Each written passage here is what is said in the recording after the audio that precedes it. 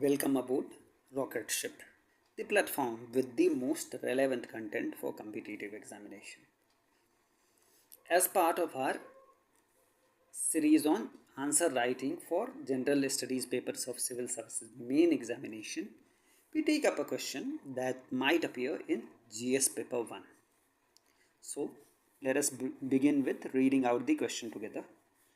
There is a need for renewed focus on our villages to deal with many issues faced by our cities. Elaborate. Uh, we would repeat it. There is a need for renewed focus on our villages to deal with many issues faced by our cities. Elaborate. As you can see, the question sounds oxymoronic. That is, there is a sense of irony here that how the many issues that our cities face can be resolved, can be solved by renewing our focus on our villages. We will see how. Anyway, how we introduce our answer. Uh, One of the ways would be to cite a piece of statistics that would make it out how the population distribution in India how the population in India is distributed between our cities and the villages. Accordingly, the 2011 census says that slightly more than 31% of India's population resides in its cities. What it means that still a majority of Indians still live in these villages. That is, it is safe to say that a majority of India still lives in its villages. And the famous statement that India still lives in its villages still holds true. At the same time, the myriad of problems faced by our cities are well known. We know that our cities face many problems, some of which are depicted in the adjoining graphic.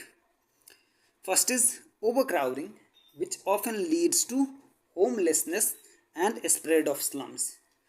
Then comes stress on infrastructure, including social and physical infrastructure. In social infrastructure, we have the various stresses which are on health system as well as education system, and the traffic jams are emblematic of the stress on physical infrastructure. Then we also face resource scarcity. Our cities face resource scarcity. An example being water scarcity.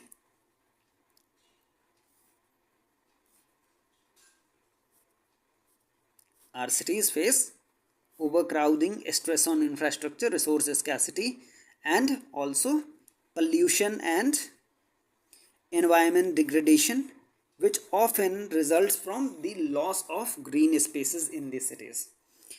Our cities also face the problem of governance deficit, that is seen in the whose symptoms are the rising crime rates and also the various flouting of various laws and bylaws, including the building bylaws. We will take up these points in a little bit detail here. Our cities face overcrowding leading to a spread of slums. Many hapless people become homeless too. Unfortunately, we see that in most of the major cities of India, like Delhi, Mumbai, Kolkata, Bangalore, etc., you would find many homeless people who live on the pavement dwellers. Also, there is slums are spreading in Indian cities. A piece of statistics, which is again nothing to be proud of, says that 5% of Indians, or almost 7 crore Indians, are slum dwellers. Sorry, they are slum dwellers. So this problem of slums and homelessness is again a major issue that Indian cities face. The social and physical infrastructure is stressed, health system, education, each one has demand surpassing capacity. What actually has happened that whatever social and physical infrastructure we had created, uh, keeping in mind present day population, the present day demand is inadequate to serve the rising population and the resultant rise in demand. Traffic jams are emblematic of physical infrastructure conditions. Cities face a scarcity of resources, even basic ones like potable water. We know that how there was a huge hue and cry when Bangalore faced water crisis a few months ago. Environmental degradation resulting from deforestation to build homes and commercial spaces. We have cleared most of the urban forests to build our homes and commercial spaces. Air pollution touches harmful levels. We are almost certainly aware that most of the Indian cities face this problem of air pollution, with the situation becoming especially dire in cities like Delhi, etc. Also, unfortunately, India has the dubious distinction of having the largest number of most polluted cities in the world. You would repeat it: the largest number of most polluted cities in the world are in India. The city's governance the city's governance is not geared up for the humongous task. It's simply not capable of serving the large population, the increase in population of the cities. Crimes are rampant, edges flouting of laws, bylaws like building bylaws. We know that the building bylaws and laws are seldom reinforced. And in this context, many experts have suggested strengthening the villages, their infrastructure, governance, etc., so that they take away some of the pressures from the cities. You can well understand that if these villages are well governed and they have the facilities, some people would choose not to move to, not to shift to the cities. What it is of a special importance for peri-urban regions. Peri-urban regions which are around the major cities, these are the regions which surround the major cities but are still not fully urbanized, can act as counter magnet areas or counter magnets to take up some of the population pressure from cities, as urban amenities are accessible and the living cost is lower. Again, we would see it through an example. For an example, someone is living almost 20 to 25 kilometers from Greater Noida. That person can certainly avail of most of the facilities available to the city dwellers, while his living cost would be much less, and even his quality of life would be better, as he would be living in a much polluted environment. The requirement is to focus on some areas again. So what should be done? We should focus on some areas for the villages. For an example, focus on some areas like connectivity. First is physical connectivity. Good physical connectivity would make cities and their facilities accessible to village dwellers, as we have just seen from the example of someone who was living almost 20 to 25 kilometers from Greater Noida. People would not be compelled to shift to cities. Again, they would find no need to shift to cities because they can access the same kind of facilities, same cutting edge facilities and amenities which are available to the city dwellers. Digital connectivity. This is a very important point. It was first suggested by Professor APJ Abdul Kalam, India's former president, that we should provide digital connectivity too for the village dwellers, as it can help in remote work also, and also in e-governance.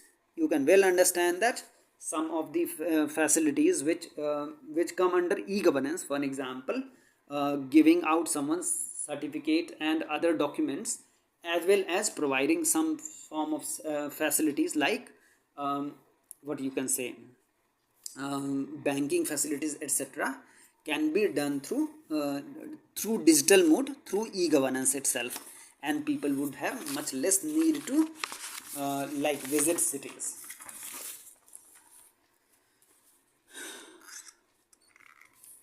Social infrastructure like healthcare and secondary education, secondary healthcare and secondary education should be provided. They can be provided in villages and non-metro towns themselves. It's possible to provide, for an example, secondary level education, which is often done also, that secondary level education and also secondary healthcare can be provided at non-metro and village levels themselves, so that people would have to depend on metros only for tertiary services. For an example, they would need to shift to metros and other major cities only for higher education and also for tertiary medical care need. Amenities and utilities like reliable electricity supply, tap water, etc. will improve quality of life at village level itself. And the point we are making, if the quality of life at the village level itself is good, people would think twice before shifting to cities. They would have much need of shifting to the cities. Employment generation avenues like cottage and village industries should be promoted. Actually, you do well understand that one of the reasons for which people shift to the cities is in search of employment, which is an important pull factor, because cities attract people through better quality employment.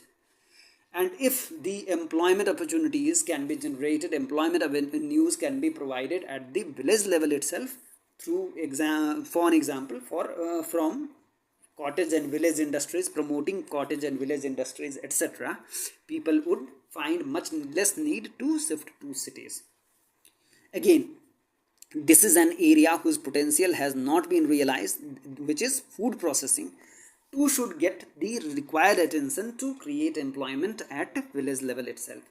And there are a few things which we are not mentioning here. For an example, skilling, re-skilling, self-employment, etc. too should be promoted for the village dwellers, so that they would have much less need for shifting to the cities.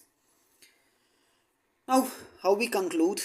The epilogue says that most of the cities' problems are due to population pressure. You can well understand that the cities have their infrastructure, which is again good enough, but it was not created keeping in mind their present population size. So most of their problems boil down to their population pressure. So if we could reduce this population pressure on the cities, most of their issues can be solved.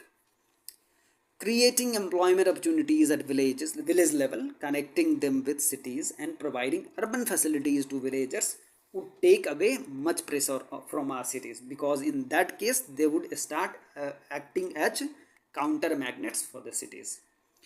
One more thing, there is a specific scheme, there is a specific program of Government of India which is called Dr. S.P. Mukherjee, Dr. Syama Prasad Mukherjee Rurban